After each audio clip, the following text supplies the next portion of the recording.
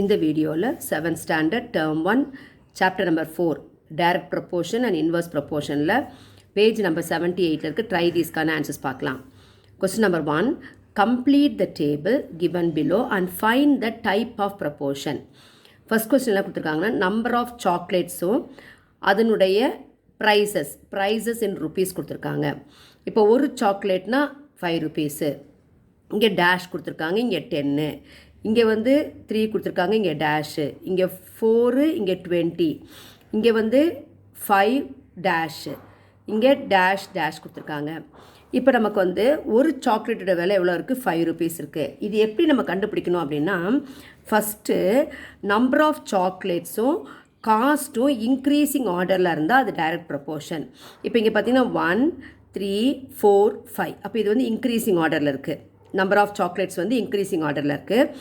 Price பாருங்கள், இங்கே 5 rupees இருக்குது, இங்கே 10 ருபீஸ் இருக்குது, இங்கே 20 ருபீஸ். அப்போ இதுவும் என்னதுக்கு? இன்க்ரீஸிங் ஆர்டரில் இருக்குது. அப்போ ரெண்டுமே இன்க்ரீஸிங் ஆர்டரில் இருக்கிறதுனால இது டைரக்ட் ப்ரொப்போர்ஷன். இப்போ நம்ம எழுதிக்கலாம். இப்போ இது மல்டிபிள்ஸ் ஆஃப் 1 தான் இல்லைங்களா? அப்போ 1, 2, 3, 4, 5, 6ன்னு எழுதிக்கணும். இங்கே மல்டிபிள்ஸ் ஆஃப் 5 தான் இருக்குது. 5, 10, 15, 20, 25, 30. So both are in increasing order, therefore direct proportion. இப்போ இதில் ஆன்சர்ஸ் கண்டுபிடிக்கிறதுக்கு என்ன பண்ணணும் அப்படின்னு சொன்னால், இந்த 1ஐயும் 5யும் டிவைட் பண்ணி பார்க்கணும். பண்ணால் என்ன வரும்? 1/5 வரும். ஸோ எல்லாத்துலேயுமே 1/5 வந்தால் அது டைரக்ட் ப்ரொப்போர்ஷன். டைரக்ட் ப்ரொப்போர்ஷனாக இருக்கிறதுனால அதை டிவைட் பண்ணும்போது நியூமரேட்டர்லையும் டினாமினேட்டர்லையும் சேம் ஆன்சர் கிடைக்கும். இப்போ பாருங்கள், 1/5.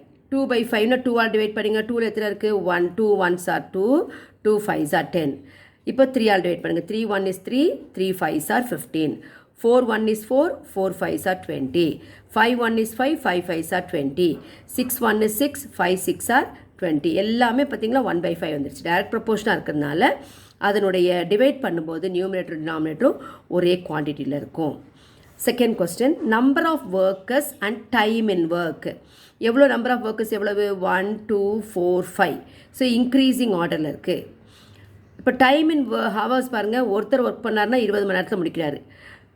இப்போது இங்கே நம்ம கொடுக்கல, நம்ம கண்டுபிடிக்கணும். இங்கே 4க்கு 5 கொடுத்துருக்காங்க.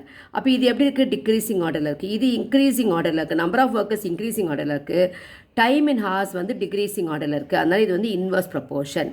அப்போ இன்வர்ஸ் ப்ரொப்போர்ஷனாக இருந்தால் எப்படி இருக்கணும்னா, ரெண்டையும் மல்டிப்ளை பண்ணி வர ஆன்சர் இங்கே டிவைட் பண்ணணும். இங்கே எக்ஸு ஒய்ன்னு எடுத்துக்கலாம். ரெண்டையும் மல்டிப்ளை பண்ணி வர ஆன்சர் சேமாக இருக்கணும் இன்வர்ஸ் ப்ரொப்போர்ஷனில். எப்படி இன்வர்ஸ் ப்ரொப்போர்ஷன் கண்டுபிடிச்சோம்? நம்பர் ஆஃப் ஒர்க்கர்ஸ் இன்க்ரீஸிங் ஆர்டரில் இருக்காங்க. டைம் இந்த ஒர்க் பண்ணுறதுக்கு எடுத்துக்கொண்ட நேரம் டிக்ரீஸிங் ஆர்டரில் இருக்குது. அதனால இது இன்வர்ஸ் ப்ரொப்போர்ஷன். இப்போ மல்டிப்ளை பண்ணி இந்த ஃபில் இந்த பிளாங்க்ஸ் கண்டுபிடிச்சிக்கலாம். இப்போ 120s ஆர் எவ்வளவு? 20. அப்போ எல்லாத்துக்குமே 20 தான் வரணும். அப்போ 2ஓட எதை மல்டிப்ளை பண்ணால் 20 வரும்? 10. 4ஓட 5 மல்டிப்ளை பண்ணால் 20.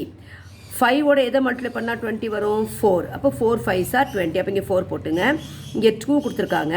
2ஓட எதை மல்டிப்ளை பண்ணால் 20 வரும்? 10. அப்போ இந்த இடத்துல 10 வரும். இப்போ 2 10s are 20. இப்போ இங்கே 1 கொடுத்துருக்காங்க. அப்போ இங்கே என்ன கேட்டிருக்காங்க? அப்போ 1ஓட எதை மல்டிப்ளை பண்ணால் 20 வரும்? 20.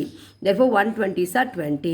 ஸோ இது இன்வர்ஸ் ப்ரொப்போர்ஷன். இங்கே இன்க்ரீஸிங் ஆர்டரில் இருக்குது நம்பர் ஆஃப் ஒர்க்கர்ஸ்.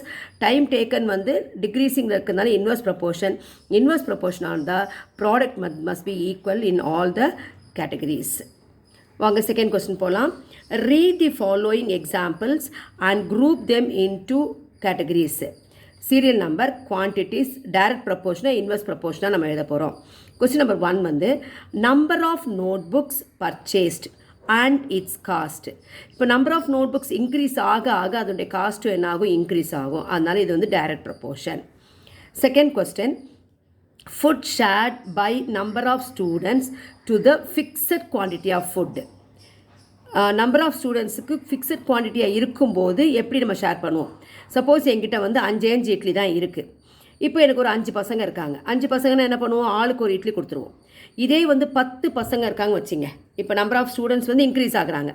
10 ஸ்டூடெண்ட்ஸ் இருக்கும்போது நான் கொடுக்கக்கூடிய அதே இட்லி நம்ம எண்ணிக்கை எவ்வளவு? 5 தான். ஆனால் அவங்களுக்கு என்ன தான் கொடுப்பேன்? நான் half தான் கொடுக்க முடியும். 1 கொடுக்க முடியுமா? முடியாது. ஏன்? என்கிட்ட இருக்கிறதே 5 இட்லிஸ் தான்.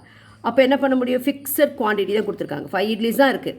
இப்போ நம்பர் ஆஃப் ஸ்டூடெண்ட்ஸ் அதிகமாகிட்டாங்க, 10 பேர் ஆகிட்டாங்க. அப்போ நான் என்ன பண்ண முடியும், ஹாஃப் தான் கொடுக்க முடியும். அப்போ நம்பர் ஆஃப் ஸ்டூடெண்ட்ஸ் இன்க்ரீஸ் ஆகுறாங்க, ஆனால் அவங்களுக்கு கிடைக்கக்கூடிய குவான்டிட்டி ஆஃப் ஃபுட் என்ன ஆகுது, டிக்ரீஸ் ஆகுது.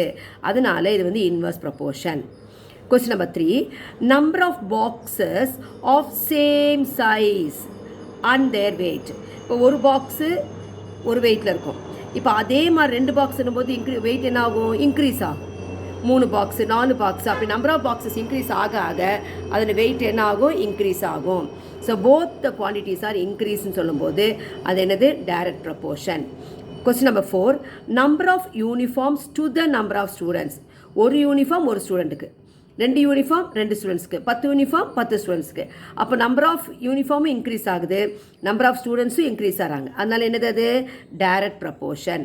Last question, speed of a vehicle and the time taken to cover the fixed distance. இப்போ நான் வந்து 10 கிலோமீட்டர் நான் 10 கிலோமீட்டர் ட்ராவல் பண்ணணும், அதான் ஃபிக்ஸட் டிஸ்டன்ஸ் கொடுத்துருக்காங்க. இப்போ நான் 10 கிலோமீட்டர் ஸ்பீடில் போனால் என்ன பண்ண முடியும், ஒரு குறிப்பிட்ட டைமில் போக முடியும். அதே நான் வந்து ஸ்பீடு இன்க்ரீஸ் பண்ணி ஒரு 40 ஸ்பீடில் போகிறேன் அப்படின்னா என்ன ஆகும், அந்த 10 கிலோமீட்டர்ஸை வந்து சீக்கிரத்தில் கடந்து போயிடுவேன். அப்போ ஸ்பீடு இன்க்ரீஸ் ஆக என்ன ஆகும், டைம் டேக்கன் வந்து டிக்ரீஸ் ஆகும். ஸ்பீட் குறையும் போது டைம் அதிகமாகும், ஸ்பீடு இன்க்ரீஸ் ஆகும்போது டைம் ரெடியூஸ் ஆகும். அப்போ இது ரெண்டும் எப்படி இருக்குது, ஒரு குவான்டிட்டி இன்க்ரீஸ் ஆகுது, ஒரு குவான்டிட்டி டிக்ரீஸ் ஆகுது. அதனால் ஸ்பீடும் டைமும் வந்து இன்வர்ஸ் ப்ரொபோர்ஷன். தேங்க்யூ.